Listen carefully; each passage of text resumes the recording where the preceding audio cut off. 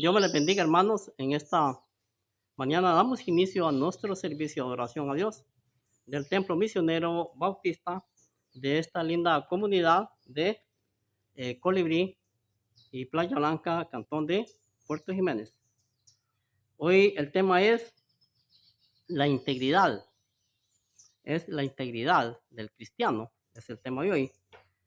Eh, Quisiera estar leyendo primeramente un versículo de la palabra de Dios. Quiero estar empezando a leer un versículo de la palabra de Dios en Proverbios. Y el tema es la integridad. Dice, aún en las risas tendré dolor y el corazón y el término y la alegría es congoja. A veces que precisamente a veces que en la alegría hay congoja. Es lo que escribe el Salomón en sus proverbios. Siempre habrá una congoja en la alegría. Siempre el cristiano tiene que tener alguna congoja, alguna situación que le moleste en su vida, por supuesto que sí. Pero esta situación de la integridad, quiero estar leyendo el Salmo 25 y verso 16, que dice así: Mírame y ten misericordia de mí, porque estoy solo y afligido. Así es que vemos que estas palabras del salmista, vuelvo a repetir, Salmos 25 y verso 10 y 17, mírame y ten misericordia de mí, porque estoy solo y afligido. Dos aspectos dice el salmista en la situación que se encontraba, que dice que estaba solo y afligido. Solo y afligido, ¿ok? Dice el 17, y las aguas de mi corazón se han aumentado, sácame de mis congojas. Así es que vemos que él estaba solo y afligido, y sáqueme de las congojas. Es una petición que él está presentando a Dios, que le sacaran de las congojas. Cuando hablamos de las congojas, yo creo que es muy frecuente en todos. Todos tenemos congojas, todos tenemos preocupaciones. Todos sufrimos estrés, que viene siendo prácticamente parecido. Congojas o estrés viene siendo términos muy similar, muy parecidos. Nunca el cristiano puede decir que no tenga preocupaciones. Y si el cristiano no tiene preocupaciones, déjeme decirle que no conoció a Cristo. Porque el cristiano siempre tiene que estar preocupado en algo, siempre. Debe estar acongojado en algo. Debe estar preocupado tal vez por la familia.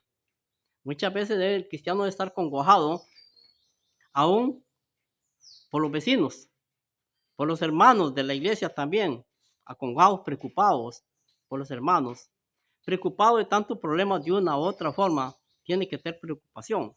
Y es parte realmente que de la vida real, las congojas y las preocupaciones. Quiero estar leyendo también el versículo 18 también. Dice así: mira mis aflicciones y mi trabajo y perdona todos mis pecados. Así es que aquí prácticamente que estamos hablando del trabajo. Quiero volver a repetir ese versículo 18 del versículo 25. Mira mis aflicciones y mi trabajo. Perdona todos mis pecados. Dos. Mira primero que aflicciones y trabajo y los pecados están prácticamente que vemos que son tres elementos, tres características que él estaba padeciendo. Y es precisamente que vuelvo a repetir que es muy frecuente las preocupaciones, muy frecuente. También es su trabajo, también. Muy bien, todos tenemos que trabajar, prácticamente, de una forma tenemos que trabajar. El que sirve en la obra del Señor tiene que trabajar en la obra de Dios, tiene que servir. El que va a sus trabajos seculares tiene que ir a trabajar. Dios no ha puesto el hombre y la mujer para que vivan todo el tiempo como dormidos, día y noche. No, no los ha puesto eso. Siempre los ha puesto con un propósito de ser importantes, porque el trabajo está establecido desde el principio. El trabajo está establecido de la desobediencia del primer ser humano que hubo, Adán y Eva. Desde ese tiempo viene el trabajo.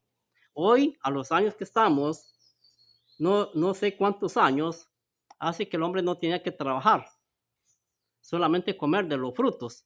Pero de esos tiempos para acá, de la desobediencia del hombre, tiene que trabajar. Ahora vemos este versículo, vuelvo a decir este versículo 18, dice así: mira mis aflicciones y mi trabajo, mi trabajo, precisamente como petición.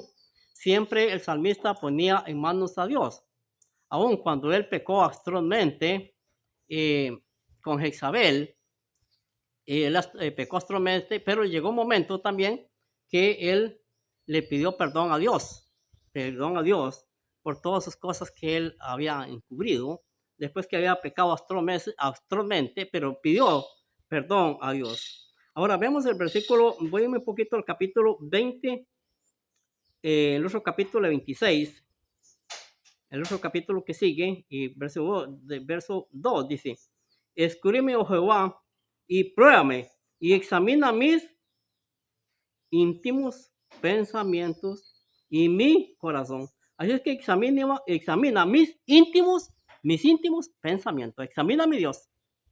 Precisamente que nosotros tenemos que hacer un alto. Podemos pedir a Dios que examine nuestros corazones. ¿Cómo están nuestros corazones? Examinar. A veces es necesario tomar la santa cena, el pan y el vino es necesario, porque ahí es donde nosotros hacemos un alto en la vida, cuando recibimos el pan y el vino. ¿Cómo estamos para tomar la cena? Tenemos que estar preparados para tomar la cena, porque si no estamos preparados con la cena, dice la palabra de Dios que juicio comemos. Y es necesario hacer este examen de conciencia cuando nosotros tomamos la cena. Ahora sí, aquí vemos que examina. Precisamente que, así que yo quisiera terminar con un pasaje muy hermoso de la palabra de Dios, que dice así: mira tal vez mis aflicciones. Pero ¿qué debemos de hacer nosotros cuando tenemos aflicciones? Quiero invitarles, queridos hermanos, que me escuchan en las redes sociales en esta mañana, Santiago, el libro de Santiago, capítulo 5 y verso 13. ¿Está alguno entre vosotros afligido? Haga oración. Cuando estamos afligidos, mira mis aflicciones, dice el salmista en su rogativa a Dios: mira, Señor, mis aflicciones.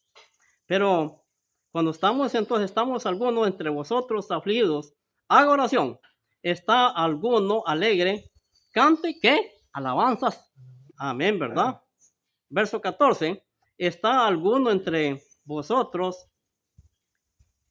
Vuelvo a leer. ¿Está alguno entre vosotros? Llame a los ancianos de la iglesia para que para que ore por ellos. Así es que también, si está entre vosotros alguno enfermo, pues llame a los ancianos de la iglesia. Precisamente que eso es lo que tenemos que hacer, porque esto es un ministerio a la iglesia. Si está alguno enfermo entre nosotros, llame a los ancianos de la iglesia, ungiendo con aceite, y la oración dice que el justo pues puede mucho. Pero si está afligido, ¿qué hay que hacer? Hay que orar. Eso es lo que nos toca a nosotros, orar cuando estamos afligidos. Claro, en aquel tiempo entonces el salmista no podía pedir ayuda a los hermanos de la iglesia, llamar a los ancianos de la iglesia. En esas épocas no había iglesias. Hoy están las iglesias por todo el mundo. Y como están las iglesias por todo el mundo, es donde nosotros tenemos que aprovechar. Pero cuando vemos que el vecino está enfermo y no pertenece a ninguna iglesia, con especial que no pertenezca a ninguna iglesia, es el momento que nosotros lo vamos a ofrecer. Lo vamos a ofrecer de ir a orar por el hermano. Precisamente, ¿verdad? Y así es que el salmista no tuvo esa oportunidad porque no había iglesias. Él se dice que se encontraba, ¿cómo se encontraba el salmista? Dice que se encontraba solo y afligido. Claro que sí, solo y afligido, pero hoy nosotros no estamos solos. Hoy nosotros tenemos el Espíritu Santo. El Espíritu Santo es quien convence el pecado. El Espíritu Santo es quien nos guía. Tenemos la iglesia también, que nada más debe buscar a la iglesia para que oren por nosotros, precisamente cuando estamos enfermos. Y eso estamos, dice la palabra de Dios en la carta a los Hebreos, que hoy vivimos en mejores promesas y mejores pactos. Que Dios me les bendiga.